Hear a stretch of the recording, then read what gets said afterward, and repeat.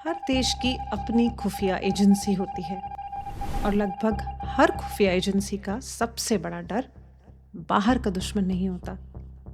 उनका सबसे बड़ा डर होता है अंदर बैठा हुआ गद्दार। एक ऐसा अफसर जो अपने ही देश की फाइल्स पढ़ता है, अपने ही देश के सीक्रेट्स जानता है, अपने ही देश के एजेंट्स को पहचानता है, लेकिन लॉयल्टी किसी और देश के लिए रखता है। ऐसे लोगों को कहते हैं डबल एजेंट्स। दुनिया ने ऐसे कई नाम देखे हैं। ब्रिटेन में किम फिल्बी, अमेरिका में ऑलरिच एम्स, एफबीआई में रॉबर्ट हैंसन और सोवियत केजीबी में ओलेग गोर्दिएव्स्की। इनमें से कुछ पैसे के लिए बिके, कुछ आइडियोलॉजी के लिए पलट गए, कुछ रिवेंज के लिए और कुछ डर, ईगो या बेहतर जिंदगी के लालच में। लेकिन दोस्तों, वजह चाहे जो भी हो, नुकसान हमेशा बहुत बड़ा होता है, क्योंकि एक नॉर्मल स्पाई बाहर से इंफॉर्मेशन चुराता है, लेकिन एक डबल एजेंट अंदर बैठकर पूरा सिस्टम खोखला करता है। वो सिर्फ डॉक्यूमेंट्स नहीं चुराता दोस्तों, वो ट्रस्ट चुराता है, एजेंट्स की जान खतरे में डालता है, मिशंस पर बात कर सकता है और कई बार वो देश की सिक्योरिटी को सालों पीछे धकेल सकता है।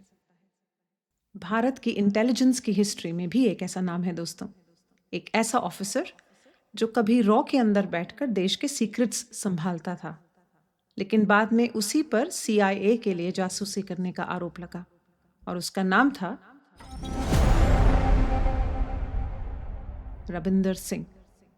और ये उसकी कहानी सिर्फ एक स्पाई की कहानी नहीं है जो हम आपको आज सुनाएंगे। ये कहानी है शक की, सर्वेलेंस की और एक ऐसे भागे हुए एजेंट की जिसे रॉ कभी भूल नहीं पाया। और सबसे बड़ा सवाल आज भी वही है, रविंदर सिंह ने आखिर क्या क्या सीक्रेट्स बाहर भेजे थे और उसे भागने में किसने मदद की थी।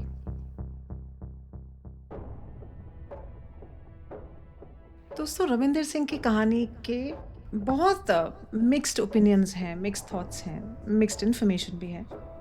जो ऑफिशियल रिकॉर्ड है जिसमें बहुत सॉलिड तरीके से एक बात रिकॉर्डेड है और वो ये है कि सिंह भारत की रॉ जो बाहरी खुफिया एजेंसी है उसमें एक सीनियर जॉइंट सेक्रेटरी थे जो साउथ ईस्ट एशिया का पोर्टफोलियो संभालते थे। तो जॉइंट सेक्रेटरी जो होते हैं एजेंसीज में आमतौर पर किसी बहुत इम्पॉर्टेंट डेस्क, रीजन या पोर्टफोलियो को संभालते हैं और उनके पास उसका बहुत सेंसिटिव इंटेलिजेंस होता है, इंटरनल असेसमेंट होता है और हाई लेवल ऑपरेशनल इंफॉर्मेशन की एक्सेस होती है। रविंदर सिंह एक अमृतसर के संपन्न परिवार से आए थे। उनके पिता इंडियन आर्मी में रिटायर्ड लेफ्टिनेंट थे। खुद रविंदर सिंह पहले आर्मी में थे, गोरखा रेजिमेंट में, फिर वहाँ वो मेजर बने और वहाँ से रॉ में आ गए। दिल्ली में कथित तौर पे वो अपनी वाइफ परमिंदर कौर के साथ डिफेंस कॉलोनी में रहते थे। उनके जो कॉलीग्स हैं, फेलो ऑफिसर्स हैं, वो कहते हैं कि वो बहुत मिलनसार, सोशल और बड़ी प्लेजेंट पर्सनालिटी के आदमी थे। कुछ लोगों को लेकिन उनका लाइफस्टाइल बाकी ऑफिसर्स से ज़्यादा एक्सपेंसिव लगता था। खैर, मई 2004 में वो भारत से अचानक गायब हो गए।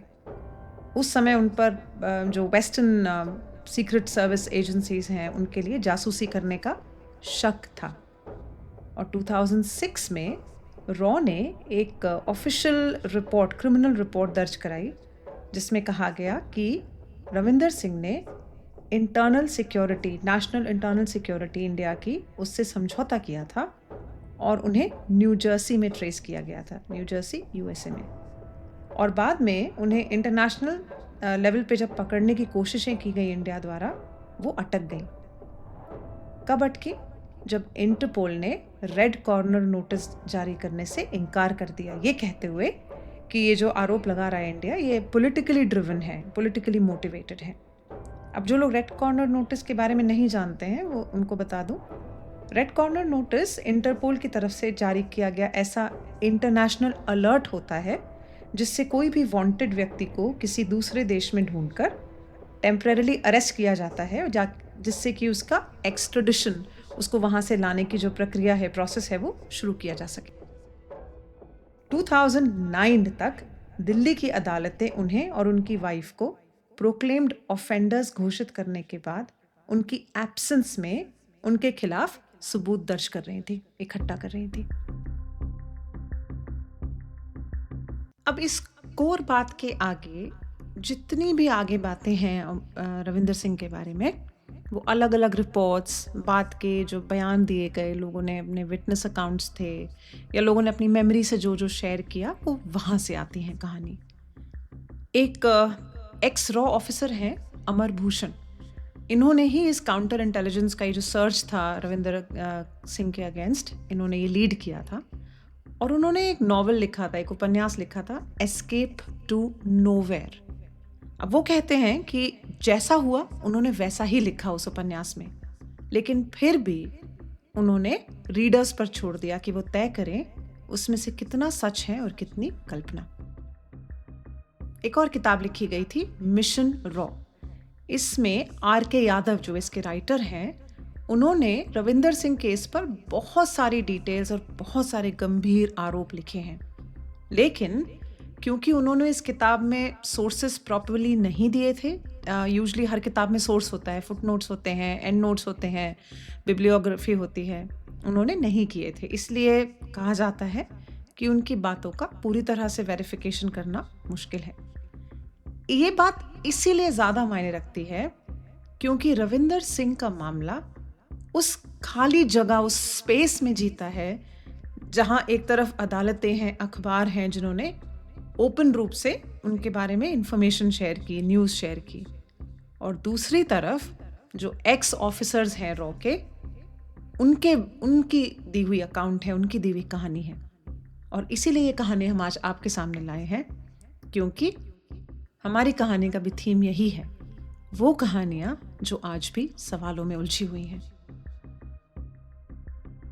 रविंदर सिंह का करियर एक बहुत ही शानदार स्पाई मूवी या स्पाई सीरीज के समान, उनके मोल हंट, इससे पहले ही उन्हें मोल कहा जाता, उससे पहले एक बहुत सिंपल करियर था जो बहुत ऊंचाइयों तक पहुंच गया था।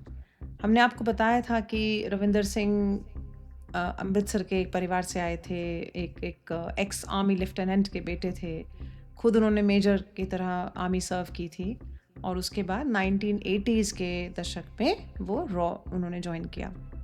जब तक ये घोटाला उनका सामने आया तब तक वो अमृतसर, दमिश्क और हेग जैसी जगहों पर पोस्टिंग ले चुके थे, और फिर नई दिल्ली लौटे और जॉइंट सेक्रेटरी तक पहुंच गए थे। हमने आपको बताया था काफ़ी सीनियर पोजीशन होती है उनके एरिया में। अमर भूषण द्वारा लिखी हुई किताब में उन्होंने कहा था कि जब तक उन पर शक मजबूत हो पाता, उन्होंने रॉ के अंदर लगभग 18 साल की सर्विसेज बिता ली थी। उनके कॉलीग्स को उनके बारे में जो भी याद है, वो किसी मास्टर स्पाई जैसा कोई इम्प्रेशन नहीं, बल्कि बहुत सिंपल लेकिन बहुत एम्बिशियस इंसान की छवि, और एक ऐसे इंसान की जिसकी ज़िंदगी उनके बाकी कॉलीग्स, उनके फ्रेंड्स से ज़्यादा अमीर से और ज़्यादा शान शौकत वाली दिखाई देती थी। कहीं भी ऑफिशियली इस बात का जिक्र नहीं है, कोई डेट नहीं है, टाइमलाइन नहीं है जब रविंदर सिंह इंडियन एजेंट होते होते एक डबल एजेंट बन गए, एक मोल बन गए रॉ में। बाद के जो बयान हैं लोगों के, उनके ऑफिसर्स के, अलग अलग टीम्स के, वो कहते हैं कि 1990s के आसपास ये टर्निंग पॉइंट था उनकी लाइफ का, कहीं जब वो दमिश्क और हेग के बीच में कहीं उनकी पोस्टिंग हुई थी। तो जो ABC न्यूज़ है, उन्होंने पुराने रिपोर्ट्स और इनसाइडर अकाउंट्स पर बेस्ड ये कहा कि शक की एक लाइन दमिश्क तक जाती है। दुनिया भर की इंटेलिजेंस एजेंसीज जो हैं, वो अक्सर दूसरे देश के डिप्लोमैट्स, इंटेलिजेंस ऑफिसर्स को टारगेट करती ही रहती हैं, भले ही वो देश उनका दोस्त क्यों ना हो। और ये कमज़ोरियाँ ढूंढती हैं वो, जैसे पैसा, ईगो, आइडियोलॉजी का प्रॉब्लम, पर्सनल प्रॉब्लम या कोई पर्सनल सीक्रेट। कहा जाता है कि रविंदर सिंह के केस में भी सबसे ज़्यादा चर्चित जो एक थ्योरी थी, वो थी क्लासिक इंटेलिजेंस ट्रिक की, और वो थी हनी ट्रैप। कई रिपोर्ट्स में आरोप लगाया गया कि दमास्कस या हेग में रॉ की पोस्टिंग के दौरान सिंह को किसी CIA के एक फीमेल केस ऑफिसर ने कॉम्प्रोमाइज़ कर दिया और सीक्रेटली रिकॉर्ड किया, और बाद में उसे ब्लैकमेल करके उसे इन्फॉर्मेशन निकलवाई। अब शुरुआत में इन केसेस में छोटी छोटी क्लासिफाइड इन्फॉर्मेशन लेते हैं, और फिर धीरे धीरे यही छोटा सा कॉम्प्रोमाइज़ एक बहुत बड़े लंबे स्पाई रिलेशनशिप में बदल सकता है। लेकिन सिर्फ डर और ब्लैकमेल से आप किसी भी एजेंट को बहुत लंबे समय तक नहीं चला सकते, क्योंकि एक डरा हुआ एजेंट गलती कर सकता है, कन्फेस कर सकता है। तो कहते हैं रिपोर्ट्स के अनुसार सीआईए ने धीरे धीरे सिंह के साथ रिलेशनशिप को डर से हटाया, ब्लैकमेल से हटाया और पैसा, ईगो और उनकी ईगो बूस्ट करना शुरू कर दिया। किसी भी एक नेशनल इंटेलिजेंस एजेंसी के अंदर एक डबल एजेंट बनकर काम करना इजी नहीं होता। आपके आसपास हर तरफ आप ही जैसे इंटेलिजेंट या आपसे भी ज़्यादा इंटेलिजेंट लोग होते हैं, और इसके लिए ट्रस्ट का फ़ायदा उठाना पड़ता है, रूल्स की कमज़ोरियों को समझना पड़ता है और फिर धीरे धीरे सिस्टम के अंदर से इंफॉर्मेशन निकालनी पड़ती है। रविंदर सिंह, उनको अपने एरिया से जुड़ी हुई क्लासिफाइड फाइल का तो एक्सेस था ही, लेकिन सीआईए को सिर्फ साउथ ईस्ट एशिया की इंफॉर्मेशन नहीं चाहिए थी। उन्हें तो ग्लोबल असेसमेंट चाहिए थे, इंडिया के डिफेंस की प्रोक्योरमेंट डिटेल्स चाहिए थी और मिडल ईस्ट से जुड़ी हुई जानकारी भी। इसीलिए रिपोर्ट्स के अकॉर्डिंगली रविंदर सिंह ने दूसरे डेस्क से भी इंफॉर्मेशन निकालनी शुरू की। वो दूसरे ऑफिसर्स से कैजुअली सवाल पूछते थे, जैसे जिस फ्रेंडली डिस्कशन चल रहा हो, उनके ऑपरेशनल डिस्कशंस में एक्स्ट्रा इंटरेस्ट दिखाते थे और अपनी सीनियरिटी का, अपने फ्रेंडली नेचर का फ़ायदा उठाते थे। उस समय रॉ में सीनियर ऑफिसर्स के बीच में इनफॉर्मल शेयरिंग एक बहुत आम बात थी, नॉर्मल बिहेवियर था। लोग एक दूसरे से चैलेंजेस डिस्कस करते थे, अपने अपने डेस्क के प्रॉब्लम्स या डिस्कशंस शेयर करते थे, और यही कल्चर रविंदर सिंह ने एक्सप्लॉइट किया। वो कॉलीग से ऐसी बातें पूछते थे जो उनके अपने डेस्क से रिलेटेड थी ही नहीं।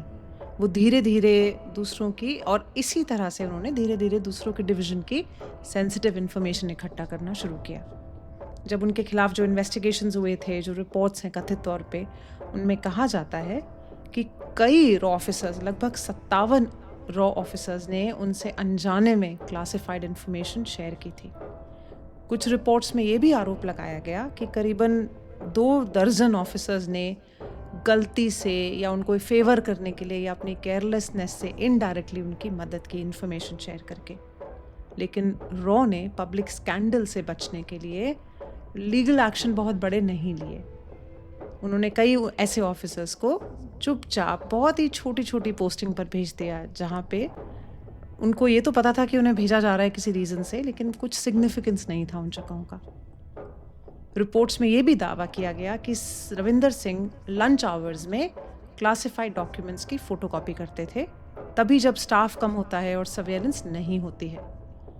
कुछ रिपोर्ट्स, कुछ अकाउंट्स, कुछ लोगों के बताने के अनुसार उन्होंने कम से कम 212 क्लासिफाइड फ़ोटोकॉपीड फाइल्स रॉ के हेडक्वार्टर्स से बाहर निकाली थी। कंप्यूटर्स का फोरेंसिक एनालिसिस भी जब हुआ, उसमें कहा गया कि हार्ड ड्राइव पर 23,100 फाइल्स के डिजिटल ट्रेसेस मिले थे। कहते हैं कि इंटेलिजेंस अकाउंट्स में जो एस्टिमेट आया, उसमें सिंह ने कई सालों में हज़ारों क्लासिफाइड डॉक्यूमेंट्स सीआईए तक पहुंचाए। लेकिन एग्जैक्ट नंबर और उन डॉक्यूमेंट्स की वजह से एग्जैक्ट डैमेज क्या हुआ इंडिया को या इंडिया के डिफेंस को या इंडिया के क्लासिफाइड इंफॉर्मेशन को, ये आज भी पब्लिक रिकॉर्ड में क्लियरली अवेलेबल नहीं है।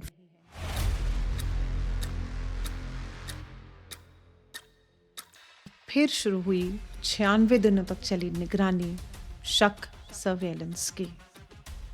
रॉ की इंटरनल सिक्योरिटी कमज़ोर थी, लेकिन आखिरकार सिंह का बिहेवियर लोगों को बहुत स्ट्रेंज लगने लगा था। बहुत इंटरेस्टिंग बात यह है कि पहला शक किसी बहुत बड़े ऑडिट से या किसी सिस्टम से नहीं आया था। एक बहुत ही जूनियर ऑफिसर ने नोटिस किया कि रविंदर सिंह कुछ ऐसी फाइल्स की फ़ोटोकॉपी कर रहे थे जिनका उनके खुद के साउथ ईस्ट एशिया के डेस्क से कोई लेना देना नहीं था। अब उस ऑफिसर को ये बात खटकी तो उसने ऊपर जाके रिपोर्ट कर दिया। अब ये इन्फॉर्मेशन रॉ के जो काउंटर एस्पियोनाज यूनिट के हेड थे, अमर भूषण, जिन्होंने वो बुक लिखी थी, उन तक पहुंची। काउंटर एस्पियोनाज होता है जो इस तरह के मोल्स वगैरह को भी हंट करते हैं। अब अमर भूषण ने तुरंत समझ लिया कि मामला बहुत सीरियस हो सकता है, तो उन्होंने चुपचाप रविंदर सिंह पर सीक्रेट सर्वेलेंस का एक मिशन की शुरुआत की, और ये ऑपरेशन चला 96 दिनों तक, 96 डेज तक। सिंह के ऑफिस में, घर में, कार में लिस्टिंग डिवाइसेस लगाए गए, उनके मोबाइल फ़ोन को टैप किया गया, लैंडलाइंस को टैप किया गया, और फिर फिजिकल सर्वेलेंस टीम भी उनके मूवमेंट्स को दिल्ली में अक्रॉस दिल्ली ट्रैक करती रही। रिपोर्ट्स में कहा गया है कि सिंह बहुत बड़े बड़े लग्जरी होटल्स में जाते थे, उनकी लाइफस्टाइल बहुत एक्सपेंसिव और लैविश थी। फाइनेंशियल रेड फ्लैग्स भी सामने आए। एक रिपोर्ट के अनुसार उनके ऑफिशियल ट्रिप के दौरान उन्होंने एक बहुत एक्सपेंसिव लैपटॉप खरीदा, लेकिन गवर्नमेंट रीइंबर्समेंट के लिए रिसीट सबमिट नहीं की। अब काउंटर इंटेलिजेंस में ऐसा बिहेवियर सस्पिशियस माना जाता है, क्योंकि इससे शक हो सकता है कि ये डिवाइस शायद किसी फॉरेन एजेंसी के पैसे से खरीदा गया हो। अब लेकिन प्रॉब्लम ये थी कि इन्वेस्टिगेटर्स के पास बहुत सर्कमस्टांशियल एविडेंस था, लेकिन एक फाइनल जिसे स्मोकिंग गन बोलते हैं वो नहीं थी, यानी कि वो उसे सीधे हैंडलर को डॉक्यूमेंट्स देते हुए पकड़ नहीं पाए थे। अब एस्पियोनाज के केस में अगर आपको किसी को सज़ा देनी हो तो इसके लिए बहुत स्ट्रॉन्ग प्रूफ चाहिए होता है। सिर्फ शक में, लाइफस्टाइल में या अनऑथराइज्ड कॉपी फोटोकॉपी करना बहुत नहीं होता। इन्वेस्टिगेटर्स को ये साबित करना होता है कि क्लासिफाइड इंफॉर्मेशन एक्चुअली में फॉरेन हैंडलर के हाथ तक पहुंच गई। अब रविंदर सिंह एक ट्रेन्ड ऑफिसर थे। रिपोर्ट्स के मुताबिक वो डायरेक्ट हैंडओवर से हमेशा बचते थे, तो हो सकता है वो डेड ड्रॉप्स करते हों, एनक्रिप्टेड ट्रांसमिशंस करते हों या छोटी कंट्रोल्ड मीटिंग्स का इस्तेमाल करते हों। अब इसी बीच रॉ में और गवर्नमेंट के टॉप लेवल पर भी डिसएग्रीमेंट शुरू हो गया।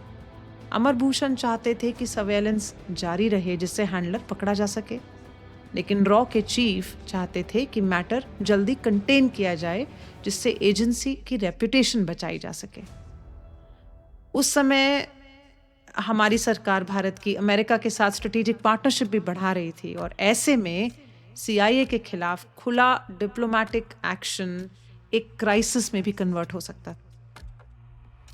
काउंटर इंटेलिजेंस सर्वेलेंस में सीक्रेसी सबसे ज़रूरी होती है, लेकिन रिपोर्ट्स के अनुसार रॉ के अंदर इतना गॉसिप और इंटरनल लीक्स हो गया था कि ये रविंद्र सिंह के अगेंस्ट जो ऑपरेशन था ये कमज़ोर पड़ गया। धीरे धीरे रविंद्र सिंह को अंदाज़ा हो गया कि वो अंडर वॉच है। उन्हें समझ में आ गया था कि इंटेरोगेशन और अरेस्ट कभी भी हो सकती है, और फिर किया उन्होंने अपना emergency escape plan activate. Reports के मुताबिक सीआईए को डर था कि अगर सिंह इंडियन इंटेरोगेशन में टूट गए तो वो दूसरे सीआईए के जो एसेट्स हैं या सेफ हाउसेस हैं या डिप्लोमेटिक कवर ऑफिसर्स हैं उनके नाम लीक कर सकते हैं। इसलिए सीआईए ने उन्हें इंडिया से बाहर निकालने का प्लान बनाया। 30 अप्रैल और 1 मई 2004 की रात सिंह और उनकी वाइफ परमिंदर कौर सर्वेलेंस से बाहर निकल गए। रिपोर्ट्स के अनुसार उन्होंने अपनी पर्सनल कार यूज़ नहीं की, उन्होंने एक फ्रेंड की कार ली जिससे पहचानना डिफ़िकल्ट हो जाए। वो दिल्ली के रोड रूट से नेपाल बॉर्डर की तरफ निकले। नेपाल बहुत लंबे समय से इंटेलिजेंस का ट्रांजिट जोन माना जाता है। So Indian agencies, Pakistani ISI या वेस्टर्न एजेंसी सभी की वहाँ एक्टिविटी रहती है। तो सिंह और उनकी वाइफ नेपालगंज बॉर्डर से नेपाल में घुस गए। रिपोर्ट्स के मुताबिक वहाँ उन्हें डेविड एम वकाला मिले, जिन्हें सीआईए स्टेशन चीफ इन काठमांडू बताया गया। यहीं से सीआईए के इन्वॉल्वमेंट की बात और स्ट्रॉन्ग हो गई। कुछ रिपोर्ट्स में कहा गया कि वकाला ने नेपालगंज में होटल रूम्स अपने रियल नाम से बुक किए। अब शायद ये उनकी ट्रेड क्राफ्ट की गलती थी या कुछ भी कहिए। फ्लाइट टिकट्स भी रिपोर्टेडली उनके ऑफिशियल यूएस एम्बेसी एड्रेस से लिंक्ड थे। अब इंडियन इन्वेस्टिगेटर्स के लिए ये पेपर ट्रेल बहुत इंपॉर्टेंट था। इससे उन्हें समझ में आ गया था कि ये सिर्फ अचानक से भाग जाना नहीं था, सिंह का ये प्लान्ड एक्सट्रैक्शन था। काठमांडू पहुंचने के बाद सिंह और उनकी वाइफ को रिपोर्टेडली सीआईए के सेफ हाउस में रखा गया। कहा जाता है कि उनके ट्रैवल डॉक्यूमेंट्स पहले से ही तैयार थे। रिपोर्ट्स के ही अनुसार 7 अप्रैल 2004 को वॉशिंगटन डीसी में फॉल्स आइडेंटिटी के अंडर उन्हें यूएस पासपोर्ट्स इशू किए गए। रविंदर सिंह को राजपाल प्रसाद शर्मा का नाम दिया गया और परमिंदर कौर को दीपा कुमार शर्मा। 7 मई 2004 को दोनों काठमांडू एयरपोर्ट पहुंचे। रिपोर्ट्स में कहा गया है कि एक अमेरिकन फीमेल ऑपरेटिव जिसका नाम एंजेलिन बताया गया उन्हें एयरपोर्ट तक लेकर गई। फिर वो लोग वहाँ से काठमांडू से वियना गए, फिर वहाँ से वॉशिंगटन डलस इंटरनेशनल एयरपोर्ट के लिए उन्होंने कनेक्टिंग फ़्लाइट ली। अब इंडियन इंटेलिजेंस को उनके जो एम्बार्केशन था, जो उतरे थे वहाँ से, उनके कार्ड्स और वीज़ा डिटेल्स मिल गए थे, लेकिन तब तक बहुत देर हो चुकी थी। काठमांडू में मौजूद जो रॉ यूनिट थी, उन्होंने फ़्लाइट को रोकने का कोई फिजिकल एक्शन नहीं लिया। 8 मई 2004 को रविंदर सिंह और उनकी वाइफ डलस एयरपोर्ट पहुंचे। रिपोर्ट्स के अनुसार वहां एक CIA ऑपरेटिव, जिसने खुद को पैट्रिक बर्न्स कहा, उन्होंने टामैक से ही उनको लेके वहां से वो चला गया। कहा जाता है कि नॉर्मल US कस्टम्स और इमिग्रेशन काउंटर से इन दोनों को नहीं गुजरना पड़ा, रविंदर सिंह और उनकी वाइफ को। उसके बाद उन्हें US में एक सेफ हाउस में ले जाया गया, टेम्पररी आइडेंटिटीज दी गई और रविंदर सिंह ऑफिशियली परछाइयों में गुम हो गया। और ये था रॉ के लिए एक बहुत बड़ा झटका। तो जब उनके सर्वेलेंस टीम्स को पता चला कि सिंह गायब है, तो रॉ के अंदर बहुत पैनिक फैल गया। उनको उनका घर खाली मिला और एजेंसी को तब तक समझ में आ गया था कि उनका सस्पेक्ट देश से निकल चुका है। अब ये उनके लिए बहुत बड़ा एम्बैरेसमेंट था, क्योंकि मीडिया में सवाल उठने लगे कि इतना सीनियर ऑफिसर कैसे भाग गया, सर्वेलेंस कहाँ फेल हो गई, और क्या CIA ने सच में उन्हें बाहर निकलने में मदद की। जून 2004 में प्रेसिडेंट ऑफ इंडिया ने रविंदर सिंह को गवर्नमेंट सर्विस से डिसमिस कर दिया, बर्खास्त कर दिया। लेकिन तब तक तो सिंह अमेरिका पहुंच चुके थे, तो उनके लिए एक्शन प्रैक्टिकल कम था, सिंबॉलिक ज़्यादा था, एक जस्ट मैसेज भेजना था। अब इस मैटर का असर ऑफ कोर्स इंडिया और US इंटेलिजेंस रिलेशंस पर भी पड़ा और CIA पर भी, क्योंकि सिर्फ इंडिया के लिए ये एम्बैरेसमेंट नहीं था, CIA के लिए भी ये साफ सुथरा ऑपरेशन नहीं रहा था। रिपोर्ट्स के मुताबिक रॉ के चीफ CD सहाय ने न्यू दिल्ली में CIA के स्टेशन चीफ को समन किया। डिप्लोमेटिक प्रेशर बनाया गया, लेकिन CIA ने अपना इग्नोरेंस दिखाया रिपोर्टेडली। फिर भी लैंगले में US में कुछ तो इंटरनल एक्शन हुआ। कहते हैं कि डेविड M वकाला को काठमांडू से रिकॉल किया गया तुरंत, और ये एक्सट्रैक्शन गलत तरीके से या बुरी तरह से हैंडल करने के लिए उन्हें कंपल्सरी रिटायरमेंट दिया गया। CIA के साउथ ईस्ट एशिया के जो ऑपरेशंस डायरेक्टर थे, कहते हैं कि उनको भी काफ़ी झाड़ लगाई गई थी। और फिर शुरू हुई रविंदर सिंह की कहानी, सेफ हाउस से आइसोलेशन तक की। तो शुरू में तो रविंदर सिंह की ज़िंदगी उन्हें काफ़ी सेफ और मैनेज लगती थी। रिपोर्ट्स के मुताबिक उन्हें मैरीलैंड में CIA के सेफ हाउस में रखा गया था। बाद में उन्हें वर्जीनिया के एक एड्रेस पे रहा हुआ बताया जाता है। शुरुआत में CIA के जो हैंडलर्स थे वो उनकी लाइफ मैनेज कर रहे थे। उनकी वाइफ ने भी रिपोर्टेडली कोई तो जॉब कर ली थी, तो फैमिली में फाइनेंशियल स्टेबिलिटी थोड़ी बहुत मिली होगी। लेकिन दोस्तों, एस्पियोनाज की जो दुनिया है ये बहुत ट्रांजैक्शनल होती है। जब तक आपका एसेट आपके लिए वैल्यूबल है, तब, और जब तक आपको वो इन्फॉर्मेशन देता है, तब तक सही है। जहाँ उसका एक्सेस ख़त्म, वहीं उसकी वैल्यू ख़त्म। अब रिपोर्ट्स के अनुसार कुछ महीनों तक CIA ने उसे सपोर्ट करना किया, लेकिन उसके बाद बंद कर दिया, क्योंकि रविंदर सिंह के पास अब कुछ फ्रेश इंटेलिजेंस थी ही नहीं। वो इंडिया से बाहर थे, उनका एक्सेस ख़त्म हो चुका था। तो जिस इंसान की दिल्ली में इतनी एक्सपेंसिव लाइफ थी, लाइफस्टाइल था, वही अमेरिका में आके फाइनेंशियल डिस्ट्रेस में आ गया था। उन्होंने रिपोर्टेडली वॉशिंगटन में एक जगह जॉब ढूंढने की कोशिश भी की। वहाँ पे उन्हें एक फॉर्मर CIA डेप्यूटी डायरेक्टर से जुड़ा बताया गया, लेकिन उन्हें वहाँ भी कभी सीरियस सपोर्ट नहीं मिल पाया। फिर उनका इमिग्रेशन स्टेटस भी अनक्लियर था, क्योंकि वो उस समय शायद फोर्ज पासपोर्ट और फॉल्स आइडेंटिटी के साथ अमेरिका आए थे, इसलिए उन्हें असाइलम सिस्टम में जाना पड़ा।